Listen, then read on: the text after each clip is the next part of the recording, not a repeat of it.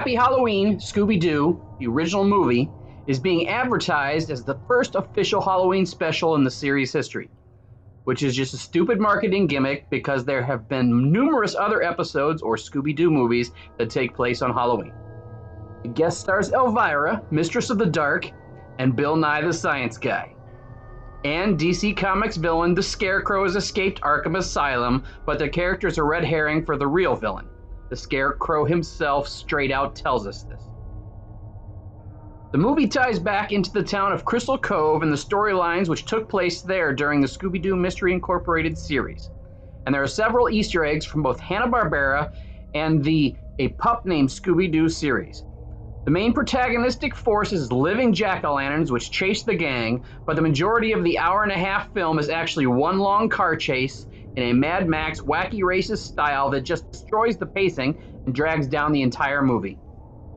Matthew Lillard is back as Shaggy, and Frank Welker is back as Freddy, after both were replaced for the theatrically released Scoob film this summer.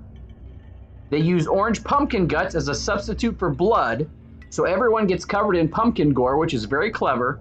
There's a great homage to the Predator film. Shaggy and Scooby trip out on Halloween candy, which is an obvious drug joke for the adults. And Elvira even drops one of her trademark boob innuendos, though a very tame one. But none of those things are enough to save this movie. It is way too long and should have been chopped in half. Almost all of the jokes are just mediocre. Bill Nye's part was too lame and should have been shortened. Final villain reveal is lame, and Elvira's part was good, but pretty much what you'd expect. But her bit at the end is just incredibly stupid and kind of insulting to her.